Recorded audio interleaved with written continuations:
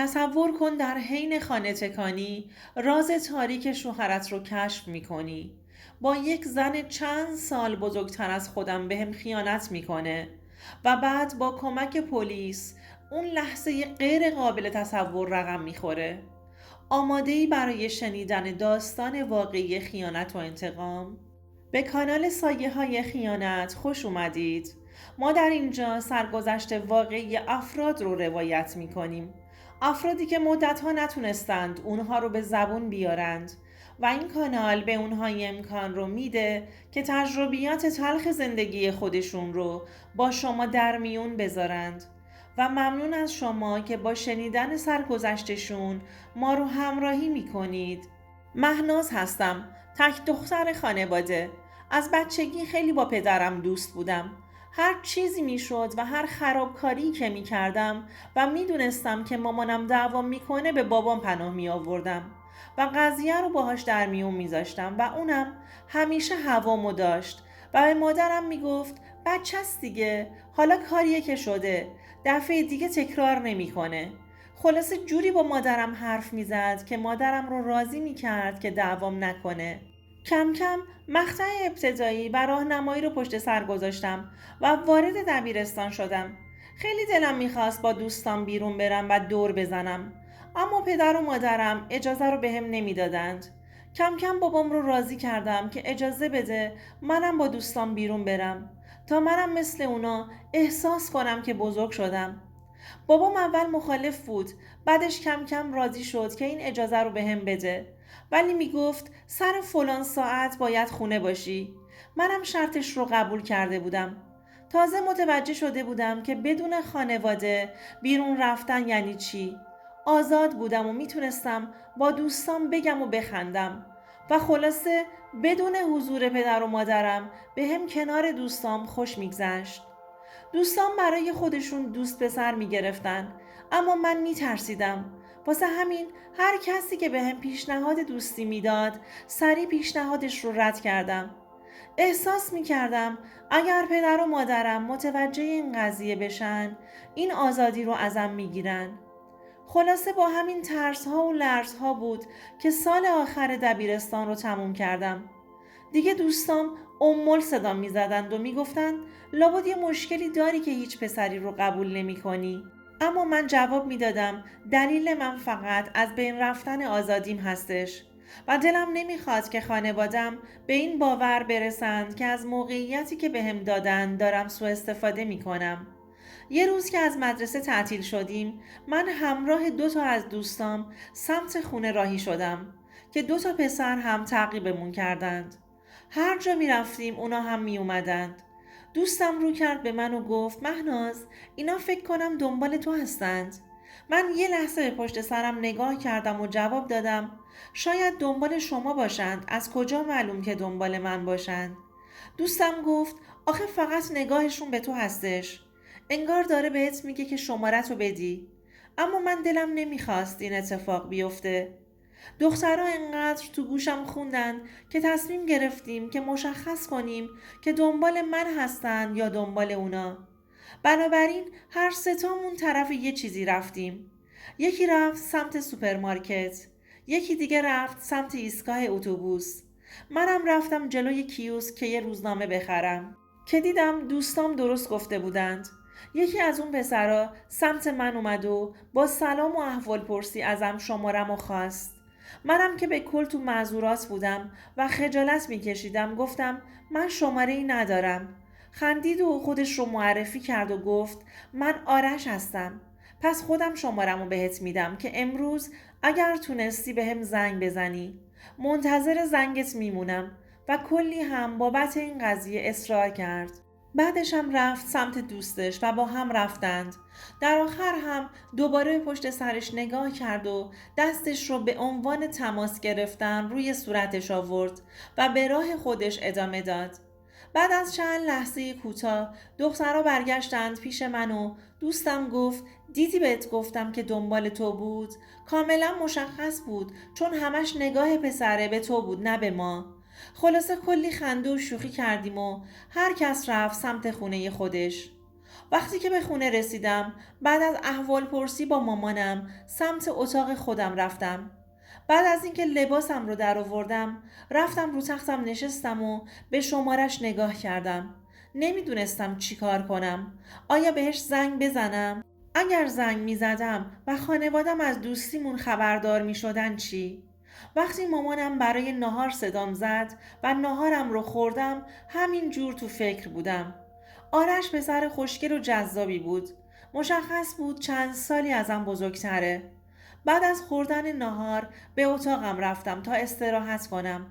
وقتی که یه مقدار خوابیدم، انگار یکی از خواب بیدارم کرده بود که بهش زنگ بزنم.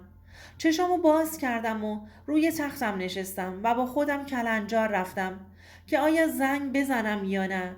خلاصه خودم رو راضی کردم که شمارش رو بگیرم. وقتی که گوشیم رو برداشتم و شمارش رو زدم، سری گوشی رو برداشت. انگار منتظر تماسم مونده بود. تا گفتم الو، گفت همون دختر امروزی هستی؟ خندیدم و گفتم آره، مهناز هستم. چون میدونستم که منتظر زنگ میمونی تماس گرفتم. جواب داد آره دقیقاً. از همون لحظه که بهت شمارمو دادم تا همین الان نگاهم به گوشی بود. ازت خیلی خوشم اومده و اگر که دوست داشته باشی با هم دوست بشیم. منم که از صداش خوشم اومده بود قبول کردم. خلاصه از اون روز به بعد تماس‌ها و پیام‌های ما به همدیگه بیشتر و بیشتر شد تا اینکه احساس کردم بهش خیلی وابسته شدم.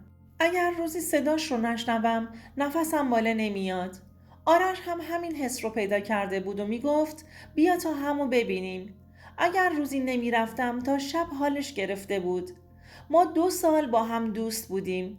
توی این مدت عاشقانه همو میپرستیدیم تا اینکه یه شب آرش طاقت نیاورد و بهم گفت که ماجرا رو به خانوادش میگه تا برای خواستگاری من بیان. من که از صحبتهای آرش شوکه شده بودم و قند تو دلم آب شده بود که به عشقم میرسم، با خوشحالی قبول کردم که منم با مادرم موضوع رو در میون بذارم. بعد از اون آرش با خانوادهش در یک روز مشخص که از قبل خانواده ها تعیین کرده بودن به خواستگاری من اومد.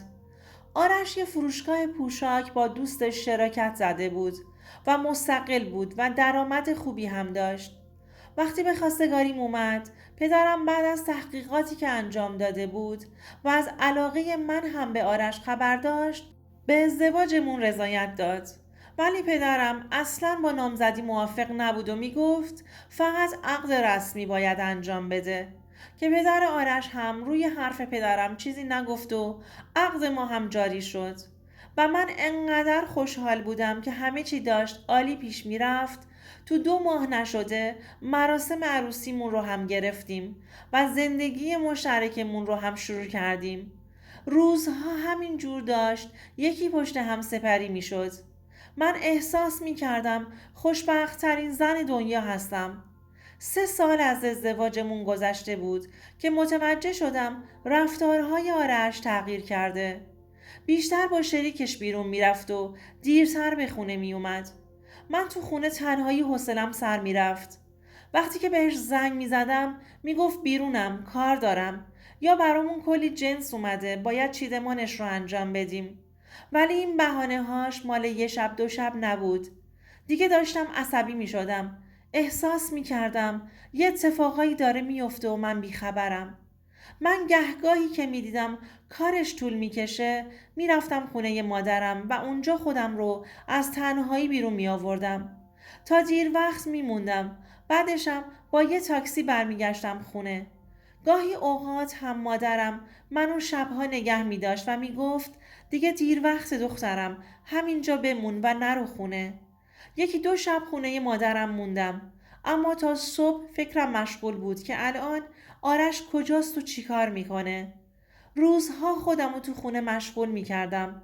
یه روز که بهم گفته بود که دیر وقت میاد، گفتم خونه رو بریزم و از نو بچینم و تمیزکاری کنم. شاید اینجوری زمان زودتر بگذره. از اتاق خوابها شروع کردم. اومدم کمدها رو بریزم بیرون و از نو همه چی رو بچینم. از کمد لباسها شروع کردم. وقتی که کاملا تمیز و مرتبشون کردم به طرف کمد رخت خواب ها رفتم تا کل دوشک ها و بالش ها رو بریزم بیرون. از داخل رخت خواب ها یه دست لباس زیر زنونه پیدا کردم که متعلق به من نبود. قلبم شروع کرد به تون تون زدن. دوباره تمام پتوها رو تکون دادم. تمام بالش ها رو به هم ریختم. یه چند تا چیز دیگه که متعلق به جلوگیری بود پیدا کردم. داشتم شاخ در می آوردم. من توی این چند سال اصلا از این جور چیزا استفاده نکردم. اینا تو خونه من چی کار می کرد؟ اون یه دست لباس زیر برای کی بود؟ اون وسایل ها رو کی استفاده می کرد؟ تا خود شب با خودم حرف زدم. نمیدونستم چی کار کنم، با کی حرف بزنم و درد و دل کنم. زنگ زدم به یکی از دوستام و گفتم که دختر خالم این مشکل براش پیش اومده. بنده خدا گیج شده، نمیدونه چی کار کنه. دوستم هم که مادرش کنارش نشسته بود و داشت بلند بلند با من حرف میزد. وقتی مادرش جریان رو متوجه شد گفت به دختر خالت بگو خونه رو دوربین کار بذاره و بعد خودش به شوهرش بگه یه روز کامل رو میره خونه مادرش و خونه نمیاد. 100% مچ شوهرش رو میگیره. وقتی گوشی رو قطع کردم سریع رفتم سرچ کردم تو گوشیم و نصاب دوربین رو بالا آوردم و باهاش قرار گذاشتم که خونه رو برام دوربین کار بذاره. اون بنده های خدا هم سریع خودشون رو بهم رسوندند و تو زمانی که آرش تو فروشگاهش بود نصب دوربین رو انجام دادیم. بعدش به آرش زنگ زدم و گفتم مامانم کلی مهمون داره، باید برم کمکش. آرش هم خیلی عادی بهم گفت باشه برو، سلام منو هم برسون و بعد گوشیش رو قطع کرد. همش دعا می کردم که اشتباه کرده باشم. اما اون لباس و اون وسیله جلوگیری تمام فکرم رو آشفته کرده بود. دوباره بلند شدم رفتم خونه مادرم. همش چشام به گوشیم بود تا اینکه بعد از 1 ساعت دیگه آرش با یه زنی که چند سال از من بزرگتر بود وارد خونه شدند. چشمام تار شده بود. به خودم قول داده بودم اگر چیزی دیدم مامورا رو در جریان قرار بدم. اما من عاشق شوهرم بودم و نمیخواستم ازش جدا بشم. هنوز ما بچه هم نداشتیم. چطور آرش دلش اومده بود که به من خیانت کنه و زندگی به این خوشگلی رو خرابش کنه؟ اما دیگه طاقت نداشتم کنار همچین مرد خیانتکاری یه لحظه هم زندگی کنم. سریع رفتم با پدرم موضوع رو طبق عادت بچگی در میون گذاشتم و فیلم رو بهش نشون دادم. پدرم هم سریع زنگ زد و مامورا رو خبر کرد و همراه اونا به سمت خونه خودم حرکت کردیم. وقتی کلید در رو انداختم و در رو باز کردم آرش با دیدن ما خشکش زده بود و پدرم التماس میکرد که اشتباه کرده و نذاره که مامورا ببرنش. اما پدرم بهش گفت تو آدم پستی هستی که دخترم با عشق با تو ازدواج کرده بود و از پشت بهش خنجر زدی. تو لیاقت دخترم رو نداری. لیاقتت همین هرزه های خیابونی هستند که به خاطر پول آویزونت شدند. پدرم حرفهاشو زد و به مامورا گفت که ببرینش تا من تکلیف دخترم رو مشخص کنم. من همین جوری اشک میریختم. چقدر زود زندگیم و اون همه عشقم نابود شده بود. دلیل خیانت آرش رو متوجه نشده بودم. آخه من چیزی براش تو زندگیم کم نذاشتم. نمیدونستم چرا بهم خیانت کرده. وقتی که پدر و مادر آرش متوجه شدند خیلی سرزنشش کردند. توی مدت خیلی کوتاه پدرم طلاقم رو از آرش گرفت و کل مهریم رو هم اجرا گذاشت و آرش به حکم قانون به پرداخت کل مهریم محکوم شد. بعد از اون من با مهریه‌ای که از آرش گرفته بودم تونستم برای خودم یه مزون باز کنم، چون خیاطی بلد بودم و میخواستم مستقل زندگی کنم. از اون روز به بعد خواستگارای متعددی برام میومد ولی تا الان نتونستم به کسی اعتماد کنم. دوستان عزیزم، اگر شما هم به این نوع سبک از محتواها علاقه‌مند هستید این ویدیو برای تو هستش. لطفاً برای دیدن ویدیوهای بیشتر ما رو سابسکرایب کنید و ممنون که تا انتهای این ویدیو با ما همراه بودید.